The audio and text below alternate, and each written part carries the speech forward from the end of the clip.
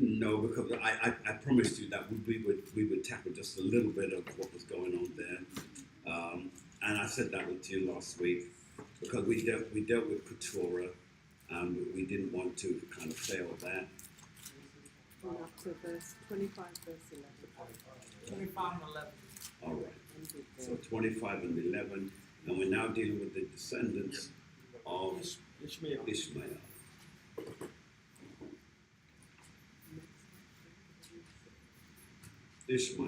All right, let's read. Genesis 25 and 12. Now these are the generations of Ishmael, Abraham's son, whom Hagar, the Egyptian, Sarah's handmaid, bare unto Abraham. Go on. And these are the names of the sons of Abraham by their names according to their generations. According to what? Their generations. Go on. The firstborn of Ishmael is Nebajoth and Kedar. Say it again. Nebajoth and Kedar. And Abiel and Mipsam. All right, so we have Nimbajoth, we have Kedar, and where have we heard the word Kedar before?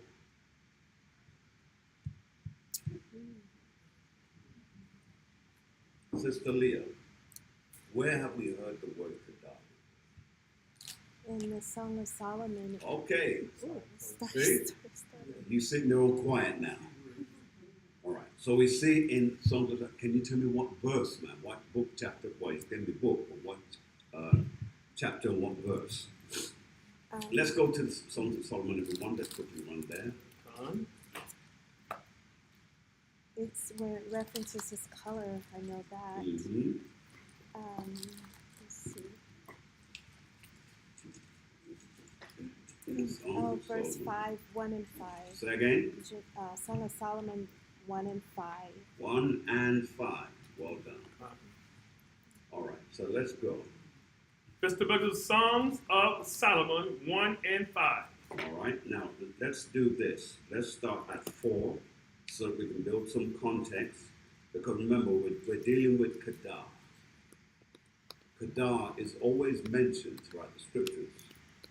There are reasons why. We know that he is the children of Ishmael, right? And so let's see why the relationship is spoken of in the way it is in the scriptures, especially in Psalms. Let's read. The Song of Solomon 1 and 4. Draw me. We will run. Stop. So now we have to look at the word draw. Why is that word draw used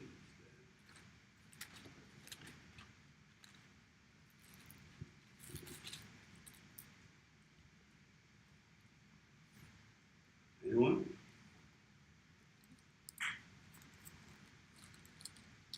Anyone? All right. Go to Hosea. Hold where you are. Go to Hosea chapter 11 and verse 4. Go to Hosea 11 and verse 4. Let's go. It's the book of Hosea 11 and 4. I drew them with cords. Read that again. I drew them with cords. I drew them with cords. Go on. Of a man. Of a man. Go on. With bands of love. With what? With bands of love. Now, whom he loves, he's going to chase. The word chase has a double connotation. Chase means to go after. Chase also means to put under punishment. So if the Most High is coming after you, he'll put you under punishment because he loves you. But here he says, I drew them with cords of a man, with bands of love. There's a colon after that. And then it says what? And I was to them as they that take off the yoke of their jaw. Read. And I laid meat unto them. Unto them. So here is letting us know that he drew us. So when people think, well, I came to the Lord, and this is why, the other nations say, I found Jesus. You can't find him. He's not of this world. You can't find him. And here's the thing. Scripture tells us that he draws us. Those who, even in Israel, those who don't come to the Lord, it's because he doesn't want them. Don't get upset. Don't get a breakdown over it. He just doesn't want them. But he draws whom he wishes. And here it says, back in Songs of Solomon chapter 1 and verse 4, it says, Song of Solomon 1 and 4. Draw me, we will run after thee. The king has brought me into his chambers. Into his chambers. Now, that word right there is, again, a word we can't overlook. Because the word chambers, it signifies knowledge. He drew me and brought me into this knowledge, this truth. Interesting, right? And some response is always good. Right? If you're talking to Esau, you say, yes, Esau, yes. So, give me a little respect too. And then he says, what? We will be glad. We will be glad. Read. And rejoice in thee. In thee. Go on. We will remember. We shall remember.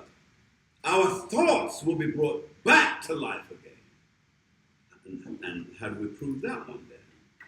Where do we go to prove, to remember? There are many verses, but one that I always use because it's pretty much on point. Where do we go? Got something for me, Yasharal? Yes, sir. Book of Jude.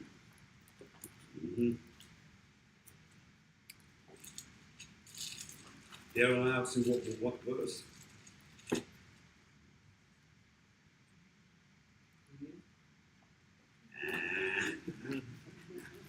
Doesn't have 28 verses in there. That's five. Let's keep you good. 5. Jude 1 and 5. Read. I will therefore put you in remembrance. Read. Though you once knew this. Though you once knew this. Drop it. Let's go back. So it says, and we will remember the love, that's lucky, thy love, because only one love we're speaking about, go on, more than wine. Then it says, the upright love thee. Those who are righteous, upright, they love him. Then watch this. Now we're back to the key verse. Read. I am black. I am black. I am black. I am dark. Go on. But comely. But lovely. Beautiful. Black is beautiful. But yet you've been taught to dislike your blackness. Back in the 60s and 70s, big point. I grew up in that era. Black is beautiful. Black and I'm proud. Say it loud. I grew up in that era. And I still hold the same charms of that era. I'm black and I'm proud. See? Because we've been taught to hate ourselves and to hate our color. We like other colors and other people better than ourselves, according to the scripture. But then it goes on to say this. It says, read. I am black. I am black, but comely. Read. O ye daughters of Jerusalem. Daughters of Jerusalem. So speaking only to one nation, one group of people. I don't see the word Moabite. I don't see the word Ammonite. I don't see the word Elam, Amalek. I don't see Esau. I don't see none of those words here. I see Jerusalem. And then watch what he goes on to say. As the tents of Kedar. As the tents of Kedar. Now, just a general point. Issachar, Ishmael, they are the Arab races. Now remember this, the original Ishmael were dark-skinned people. Not the ones you see now. Those ones over there call themselves Arab. They're not Arabs, they're Turks. Turks came in and messed them up, destroyed them. That's where the word destruction comes from. But watch this now. The scriptures lets us know that the original Arabs dwelt in black tents. Why is that? Because in the middle of the Sahara or even the desert plains of Arabia, the sunlight was so great and the reflection of the sand, the white sand, was so bright it could blind you. So they produced black material, jet black material, that was used in castles, in palaces, in homes, for tent making. So that when they made up their tents and they would go inside, it would be lit up inside during the day because the penetration of the sun would emanate through the material.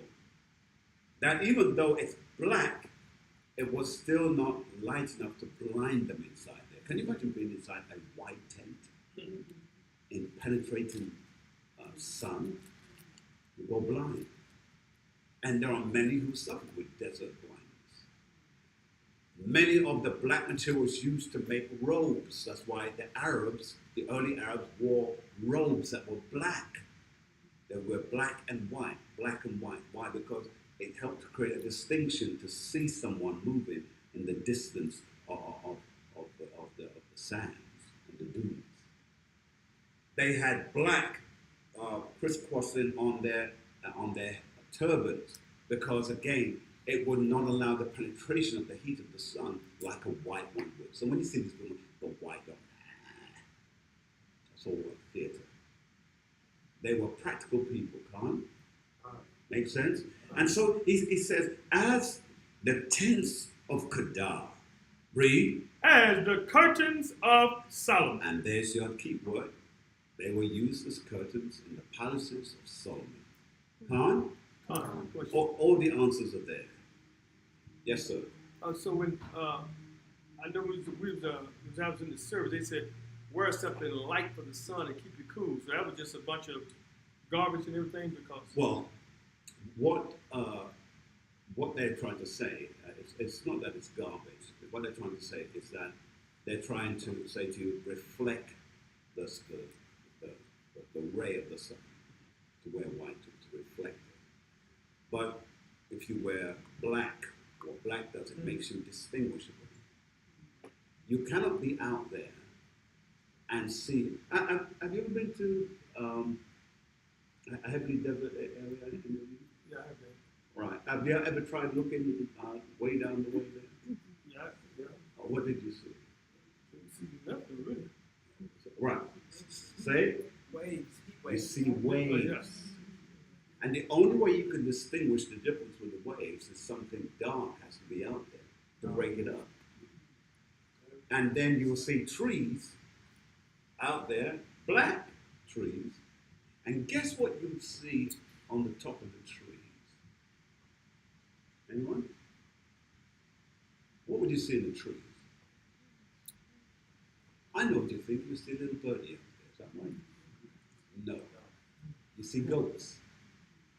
Top of the tree, way up there. And you say to how did that goat get up in the tree? Oh, yeah, the goats climb up in the tree. And they're way up there on a branch, and they're stretching their neck out, and they're looking all the way around. And you see them. What color are the goats? Black and white. Isn't that so? So the animals must know something. Or maybe the maker who made them must know something. So, all right, so let's get back. All right, so let's get back because I've got some road to travel. So let's get back to verse 13, the latter clause. 13. back in Genesis chapter 25 and verse 13, the Let's latter look at clause. Book of Genesis 25 and 13. And these are the names of the sons of Ishmael, Read. by their names according to their generation. Go on. The firstborn of Ishmael, Nebajoth, and Kedar, and Abiel, and Mibsam, and Mishma, and Duma, and Massa, Hadar, and Tema, Jetur, Naphish, and Kadima. These are the sons of Ishmael, Read. and these are their names by their towns and by their castles. Now, that's why the names are there, because some of these men, they named their towns and their cities after themselves. That's why later on, when you read in the scriptures and you hear of a town, now, where have I heard that before? It's one of the sons. And that's how you get the distinction to know who's who, right? But read on. The castles, 12 princes. Now, hold it. Read it again. Genesis 25 and 16. These are the sons of Ishmael, Read. and these are their names. These are what? Their names These are their names. Go on. by their towns and by their castles. Now, that word castle there was prominent in our day. Not in British, not in French, not in all of that garbage. Our people lived in castles way back then.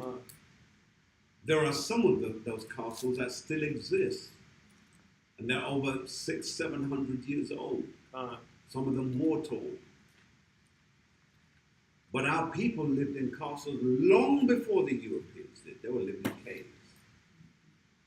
Still picking lights out of their skin and eating it. And then it says, the 12 princes, according to their nations. Go on. And these are the years of the life of Ishmael. Read on. 137 years. Read. And he gave up the ghost and died. Go on. And was gathered unto his people. And gathered where? Unto his people. Unto his people. Now, it is his people that brings challenges in the future. Not him himself, but his people. But let's read. And they dwelt from Havilah unto Shur. All right. That is before Egypt. Read. As thou goest toward Assyria, and he died in the presence of all his brethren. So all his brethren were there. So, let's read on. And these are the generations of Isaac, Abraham's son. Abraham begat Isaac, and Isaac was 40 years old when he took Rebekah to wife. Read. The daughter of Bethuel, and the Syrian of Padam Aram. Now, underline the word Syrian, because again, you will read that a lot in the scriptures, and these are relatives of ours. They're not Israel, but they're relatives. Are you with me so far? Read. This. And Isaac was 40 years old when he took Rebekah to wife, the daughters of Bethuel the Syrian of Padam Aram, the sister to Laban the Syrian. And Isaac entreated the Lord for his wife. For who? For his wife. Now, he entreated his wife. Now, what does the word entreat mean? Can someone tell me? What does it mean? Yes, sir. To listen. Yes, but it's a little bit more intense than that. What is the entreat? Sean, what is it is to entreat? To what? It's not really a. No, it isn't. No, there's a short up to that. All right, so entreat. Anyone? Yes, sir. Is to feel sorry for Not really. It's along those lines, but it isn't that. Okay, for time purposes, it means to beg. You beg, you plead for that person. You intercede for that person. To entreat for someone means that you interceded for them, you pleaded for him or he begged for him. Fine? Fine.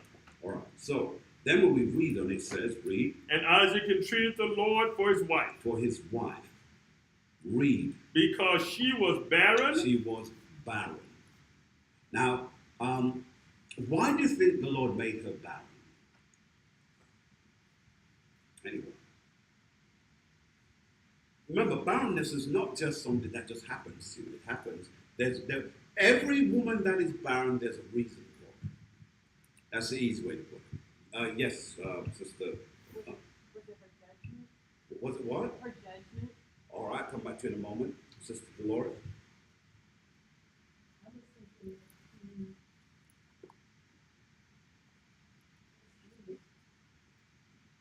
Today would be good, man. getting ready for this trial. Say again? Getting ready for this people, the trial. Say that again, but say it slightly different.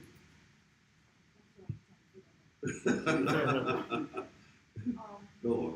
He knew that he was going to have the people. And he knew that All right, why did he know that he was going to have a people? because they were getting Huh? He chose them from the beginning. He had to bring them forth. You're on the right track. You're on the right track. Pedal back just a little bit and choose your words slightly different. Now remember, you're right that he knew something, but how did he know it? Because he was given the promise. What? But because of the promise, Abraham. That's it. That's it. He was the promise. And as the promise, that can't be avoided.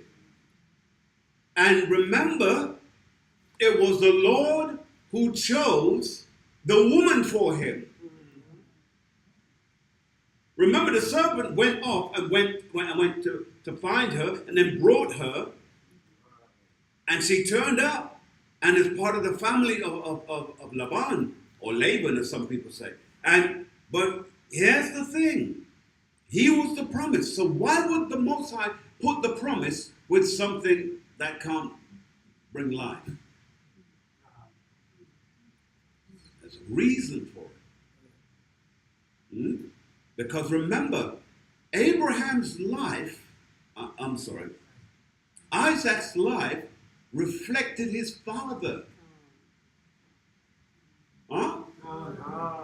So because that reflection was to show that he's on the right track. The Most High was going to take, you see, we have come from a place of deadness. Israel, it's like Israel has been fought even in the spirit realm. The enemy has been trying to stop us from getting here. But we're clawing and scratching our way to get into this world. Isn't that something? Even when they thought they killed us, the prophet looked and saw nothing but a valley of dry bones. They're trying, but they can't kill us. Can't. The word of the Lord is on us. We come from a promised place. And if we come from that promised place, who is the world to try and stop the promises of God from coming to fulfillment? But watch this now. It says, read it again, sir. Read. Genesis 25 and 21. And Isaac entreated the Lord for his wife. He pleaded to the Lord for his wife. Go on. Which is what men, as the prophet of their house, you're supposed to do. You lead in that prayer to change things. And you're asking the Lord to change the meaning, make the vessel right, so whatever you have in me that must come, it to be fitting to the vessel. Because it's the man's seed that must go into the vessel. Are you hearing this? And then it says, because she was barren. She was dead. As was his mother. Read. And the Lord was entreated of him. He was entreated of him. Read. And Rebekah his wife conceived. Conceived. Why? Because the husband took his rightful role. And that's what the enemy is trying to do with Israel today. Move the men out of their rightful role. Wake up, Israel. And then watch what it says. Read. And the children struggled together. Now in her, children, not just one. I mean, look at the hand of the Most High God. He doesn't bless you. Look, you've been praying for one, he gives you two. What kind of God is this? Then watch this. Read. And the children struggled together within her, and she said, if it be so, why am I thus? Why is this the case? Read. And she went on to inquire of the Lord. So now we have to answer the question, how did she do that? What was the tradition that she would find herself in a position to go and inquire of the Lord? Let's go to 1 Samuel chapter 9 and 9. I normally would have let you search for it, but I'm also fighting against time. 1 Samuel chapter 9 and 9. 1 Samuel 9 and 9. Before time in Israel. Notice, before time in Israel, going all the way back to the ancient times of our people. Read. When a man went to inquire of Yahweh. When a man went to inquire of who? Yahweh. Oh, all right. To seek advice, information, or guidance. Go on. Thus he spake, come and let us go to the seer. To who? The seer. The seer. That's why they had prophets. In every region, they had prophets. Those seers were there to give answers to the people if they had a dream or had a circumstance that came about in terms of possibly a tragedy. Why did this tragedy come now? What is the Lord against me? Am I under judgment? Am I under punishment? Why is this happening? Read. For he that is now called a prophet was before time called a seer. Called a seer. Let's drop that. Let's go back now. Come on. Verse 23. Let's read. Genesis 25 and 23. And the Lord said unto her, two nations. Two what? Two nations. So the prophet was telling her now, you have two nations inside of you. Inside of your womb, you have two nations. But there's a peculiarity coming here. Read. Are in thy womb. Are where? In thy womb. In thy womb. In your womb, you have two nations. Read. And two manner of people. That's the word that troubled me for 20-something years. It said, two manner of people. Now, in the scriptures, whenever it uses the word manner, manner always meant different. We have two manner of fruit here. Take your choosing. You could have the one on the left or the one on the right. Now, notice they are similar, but they're not the same. They're coming from the same branch, but they're not. They're coming from the same tree, but they're different. And when they come, one is going to be completely different from the other. As the east is from the west, that's how different they're going to be. Are you seeing this? Now watch what happens. Read. And two manner of people shall be separated. And two manner of people are going to be separated. Now, right there, that lets you know that they are going to be two completely different nations. Two completely different. And look, it's impossible for two brethren to be different nations. because we come from the same bloodline. Mm. But the Lord chose at this time to do something that the earth had never seen before. Now remember, the world saw it, saw the beginnings of it in the old world. All that world was killed out, washed away. So this new world now, where all the people were, and remember, the earth was not yet filled like it could have been. It was still in the prominence of its fulfillment. Still in the prominence of it getting fatter. And remember, the word fat for us, and even today, we use the word fat as in P-H-A-T, fat, as opposed to F-A-T, fat.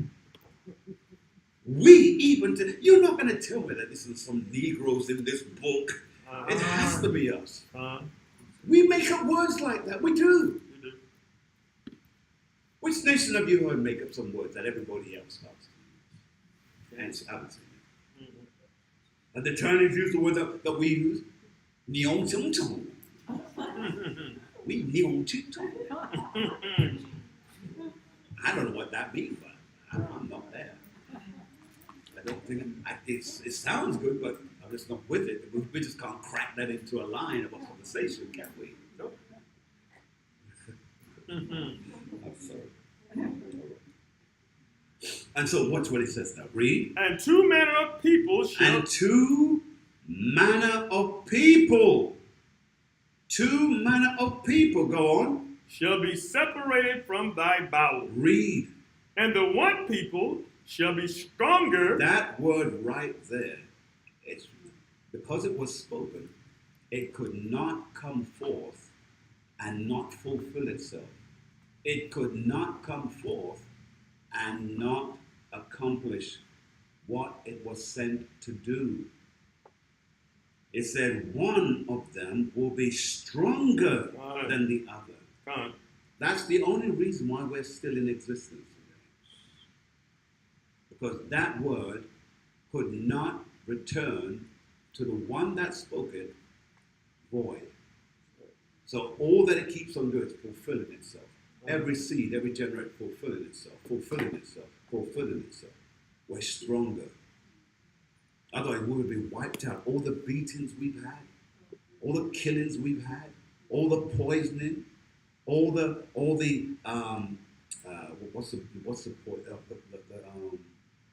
plagues, all the plagues that they put among our people. We're still here because one is stronger than the other. And isn't it ironic that our brethren, Esau, can't take it? They can't take it to such a degree. Watch this. They can't reproduce themselves. Anyone they try to reproduce themselves with looks like the other nation. Right. Let me find you. You come over here. But the other nations keep being reproduced, but Esau don't. Isn't that something? And so now when we read this, and we read on. And the one people shall be stronger than the other people. Read. And the elder shall serve the younger. The elder shall serve the younger. Let's prove that. Go to 2 Kings.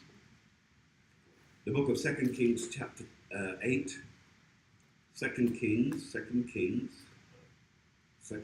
chapter 8. And we're going to begin reading, if you please.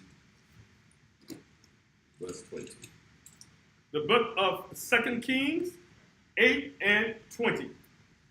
In the days Edom revolted from under the hand of Judah and made a king over themselves. So Edom was under manners, under rulership with Judah. And then it said, and they made a king over themselves. Read. So Joram went over to Zaire, Go on. and all the chariots with him. And he rose by night and smote the Edomites which compassed him about. Now, isn't it funny, to this very day, we still have a city over in Africa called Zaire?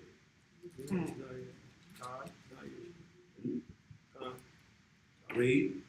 And the captains of the chariots and the people fled into their tents. Read.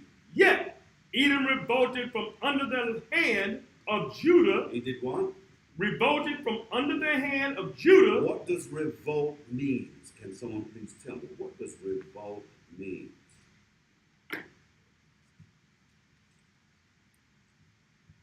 When someone revolts it, yes, sir. To fight against. To fight against. When you cause a revolt, you're fighting. And so he did what? He fought against Judah. Read. Until this day, then Libnah revolted at the same time. Now, again, he said to this day. So even to this very day, the same thing is still happening. Come. Judah, right here in America, you've been revolted against by Edom.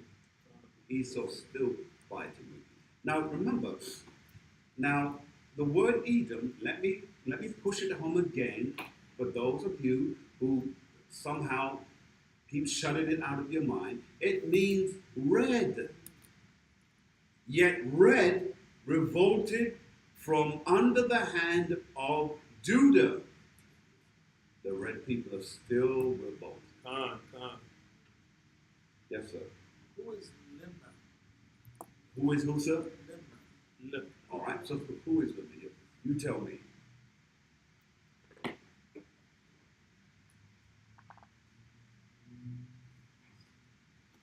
You just want a free pancake, sir, with no work? Not willing to kind of just stroll up and say, well, let me see what the scriptures say. Let's go down here.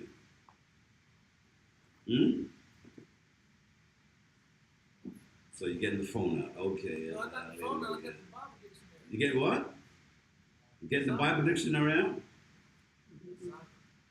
Pardon, sir? The Zonda. Okay, good. That's some good stuff. Maybe while you're finding that, go to Joshua 21 from sir quickly. Joshua 21. 21. Okay.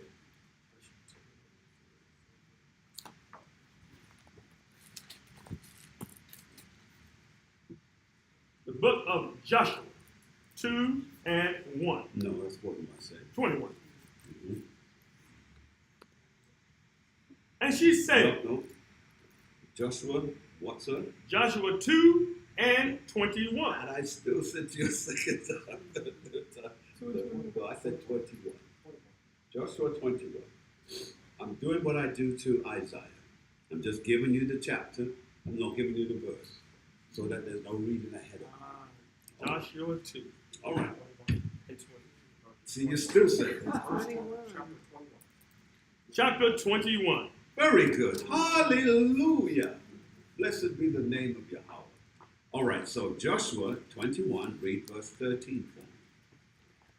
And that ye will save alive my father and my mother and my brethren and my sisters and all that they have, and deliver our lives from death.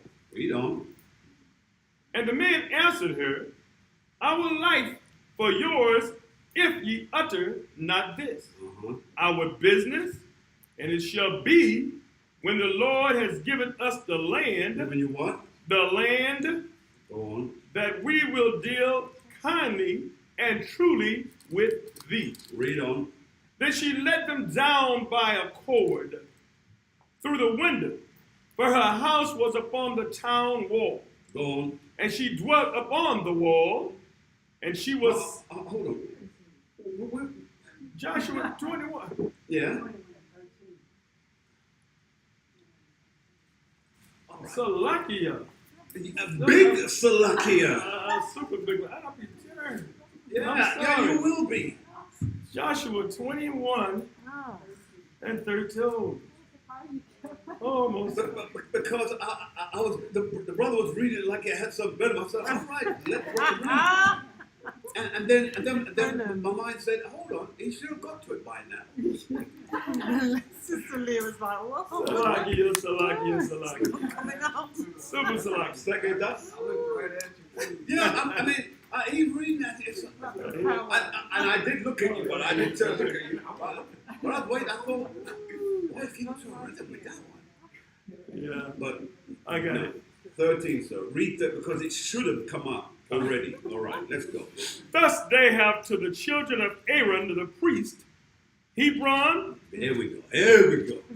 Familiar text now. Go on. Hebron with her suburbs, Go on. to be a city of refuge. To be what? A city of refuge. Go on. For the slayer. For the slayer. Go on. And Libnah. Go on. Who? And Libnah. Go on. With her suburbs. With her suburbs. So it was a city known for what? Very good, sir. In here it says white. All right, so good. So let's go back now. Can I get back on track now, sir? Subject of permission. Thank you. All right. So let's read verse 23 now. Yes, sir. Genesis 25. No, we're back at 2 Kings because we still need to get the meat of it. All right. So 2 Kings chapter 8. We read from 20. We're now at verse 23. The question was asked, what is Libnah? And Libnah revolts at the same time. So now we've explored where that comes from. Now we can go forward. Let's read 23 and 24, then we'll stop there. Read. 23. And he said, Lord, Yahweh of Israel. Read. There is no Yahweh like thee. Go on. In heaven above, or on earth beneath. Hold on. No, it's 8. It's 8 and 23. 2 Kings chapter 8. 2 Kings chapter 8 and 23. Yeah. Need that magnifying glass. I had first King. Yes. That's from creation. 2 Kings 8 and 23. Blessed hope we cherish what we read. Let's go, sir. And the rest of the acts of Joram, Thank you, Father. and all that he did, are they not written in the book of the Chronicles Go on. of the kings of Judah?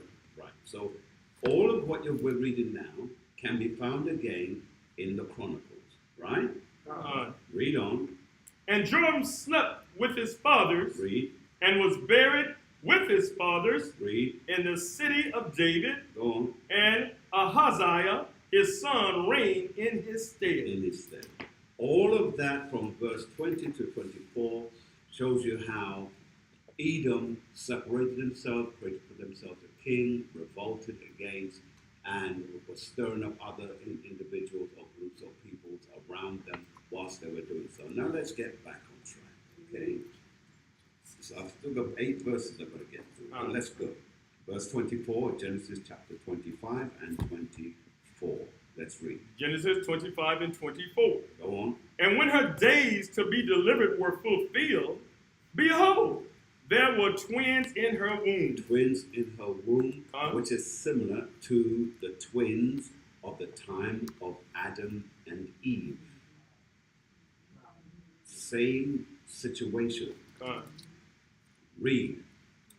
And the first came out red. And the first came out red. Meaning you could see the blood flow through the skin surface. And the more he cried, the redder he got. Which is the more angry he gets, the redder he gets.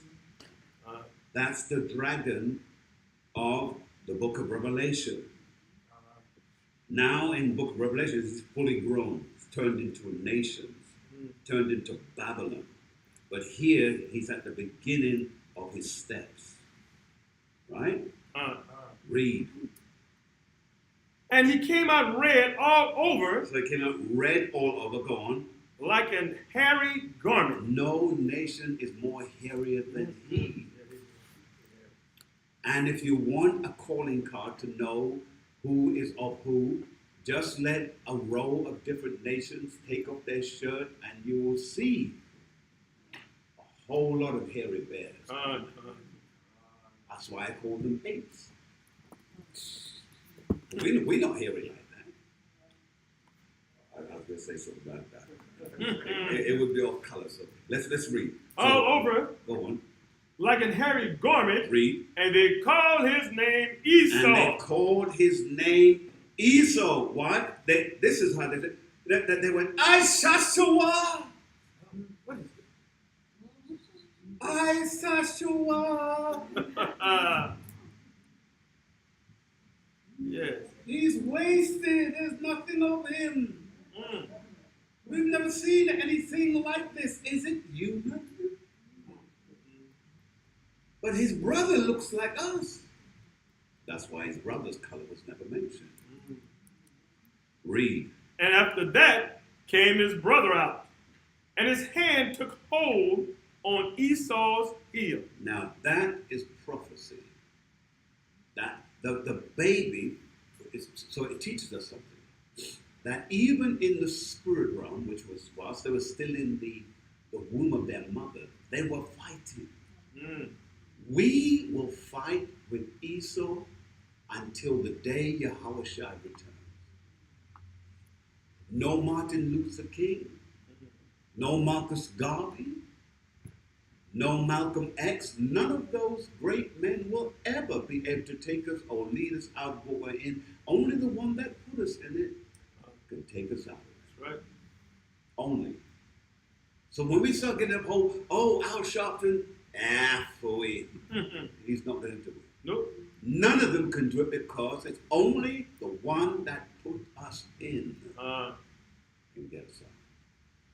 And so when we read, And his hand took hold of Esau's heels, go on. and his name was called Jacob. His name was called what? Jacob. Let's prove the heel. Go to 2nd Ezra. You tell me. I spoke too quickly. Who could tell me? Anyone?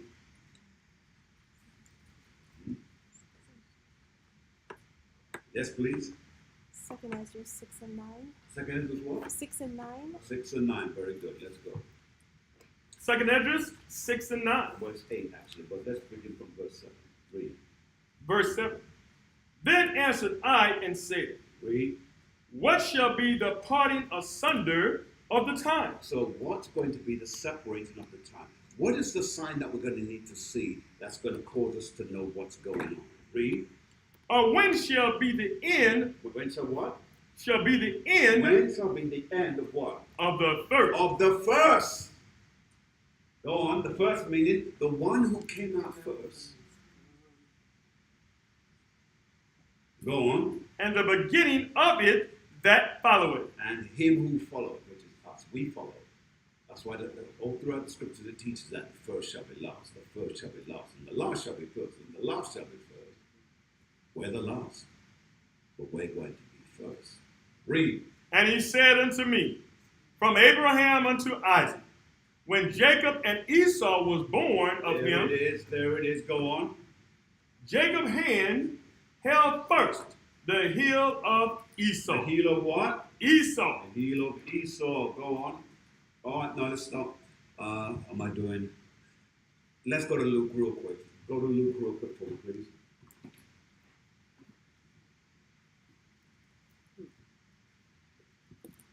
You got there? Yes, sir. Luke chapter 21 and 24. Yes, sir. St. Luke's 21 and 24. Read. And they shall fall by the edge of the sword, Read. and shall be led away captive And be what? led away captive Go on. into all nations, Go on. and Jerusalem shall be trodden down Go on. of the Gentiles Of the Gentiles. That one now was 70 AD. Go on. until the times of the Gentiles be fulfilled. So the time of the Gentiles, the word Gentiles here refers to those who are of the bloodline of Esau. Everyone who is of Caucasoid bloodline, their end is coming. You say, but then most people don't. No, they're not. There's 4.5 billion people of color on the earth. All right, and there's only a billion 25 of Esau. The rest are scattered through some of the other nations. The rest of that number is scattered through the other nations.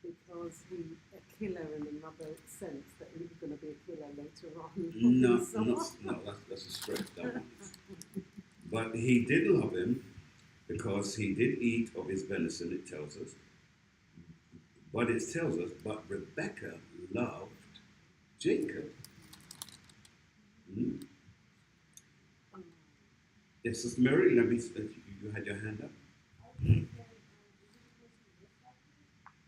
Look like him? No, because he looked like red meat.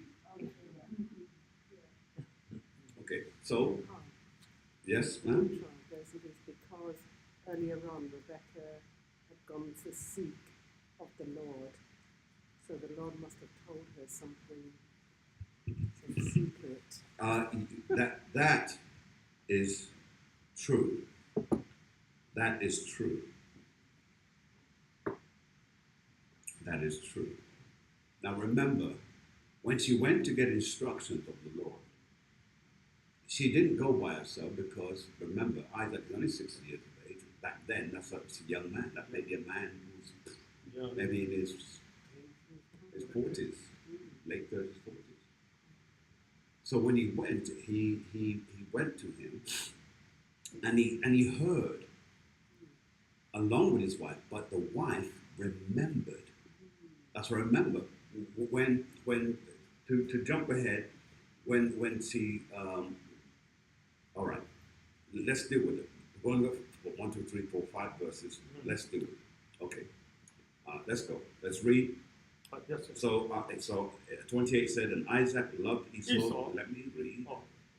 But because he did eat his venison, and Rebekah loved Jacob. Now 29. Let's go. And Jacob sowed pottage, and Esau came from the field, Go on. and he was faint. Go on. And Esau said to Jacob, feed me, I pray thee, with that same red pottage. With what? With that same red pottage. Go on. For I am faint. Therefore was his name called Edom. Right. So from that day, they nicknamed him Red. From that day, they nicknamed him Red. Red in that time is called Edom. Yes, sir. So that's like not a good thing called your homeboy red, huh? Yeah.